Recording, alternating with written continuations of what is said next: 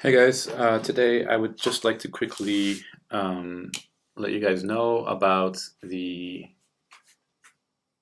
value schema JSON, which is a feature of Helm that we are starting to use, or that we want to start using, because it kind of simplifies some things and answers some questions that we have been trying to answer for a while now. Namely, the question is, how do we ensure that the values that users are supplying when installing an app are valid values, or are values that are actually going to result in a valid install.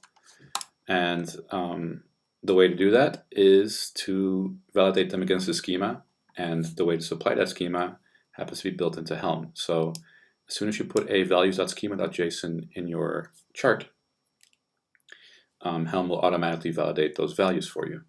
And that includes our tooling. So as soon as our tooling tries to install an app, if it doesn't validate against this schema, then it will refuse to install that app. So that's good to know, and something that I think we have been trying to implement for a while. And actually it's there kind of for us for free, at least in the Helm 3 world. So a quick example of what this schema looks like. First of all, you can find out all sorts of information at jsonschema.org.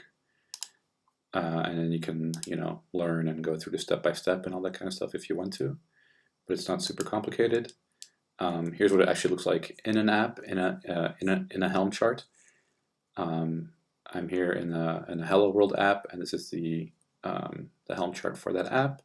And all you have to do is add a values.schema.json file there, and this is the schema that describes the values. And what their valid values are and stuff like that. So in this case, it's a very simple schema, and it's saying the property color is required, and it must be red, blue, or green. It's also saying that the property old color is a type string, and that it's deprecated. There is no JSON schema validator yet, which actually does something with this deprecated field, but that's something that I'm working on to implement in the tooling, which I'm about to show you. It's not going to do the deprecated thing yet, but it's something that we can add on to it relatively easily. So yeah, once you've added a schema, values.schema.json, for our own tooling, we also want there to be an annotation in the chart.yaml which points to it. That'll help us with some metadata stuff and some UI stuff that we want to do. This would let, for example, Hapa download this file without having to download the whole chart tarball. It would know exactly where to find that file. But the details of that we will explain in a proper document at some point. Yeah, so you've added the values.schema.json, and now you want to, for example, you want to check if your schema makes sense. And instead of trying to go to an app that is already online and downloading all these things and merging the final values and trying to keep that all in mind for all the various apps out there, what I've been working on is a validate apps command for kubectl.js, and you can find that in this branch right now. It's in kubectl.js, and the branch is called app validate. It's still in progress, but I just want to show you guys how it works to help kind of form your mental image of what this is actually doing.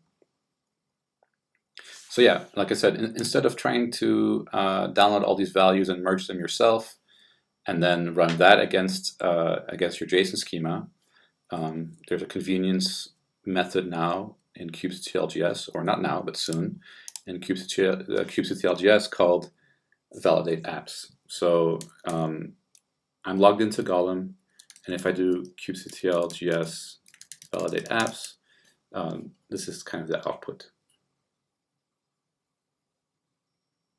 It takes a little while, but so you can see here, it's it's kind of respecting the kubectl conventions.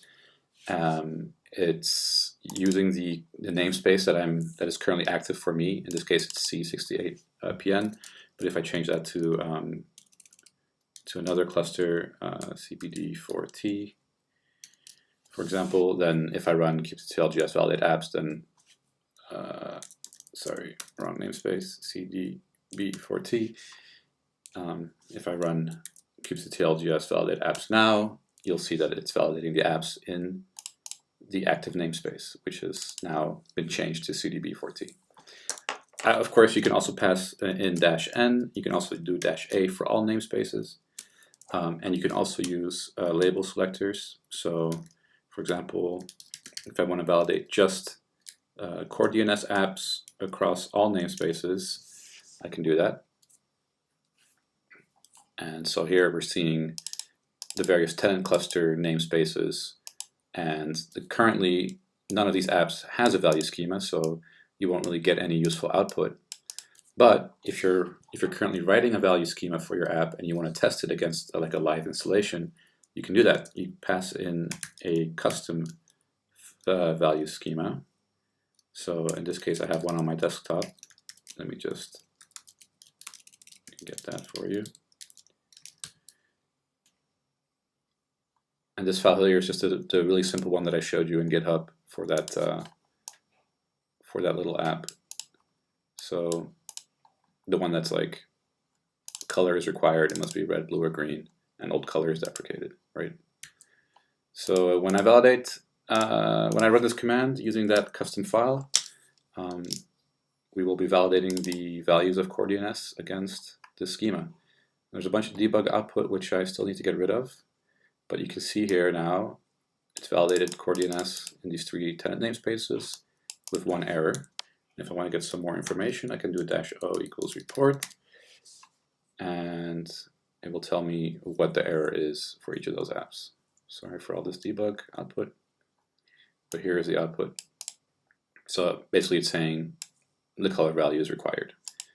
And yeah, so that's an easy way to kind of start playing with a values.schema.json file and checking if it passes, or if currently deployed apps, if the values of currently deployed apps are going to cause any problems or not. Thanks.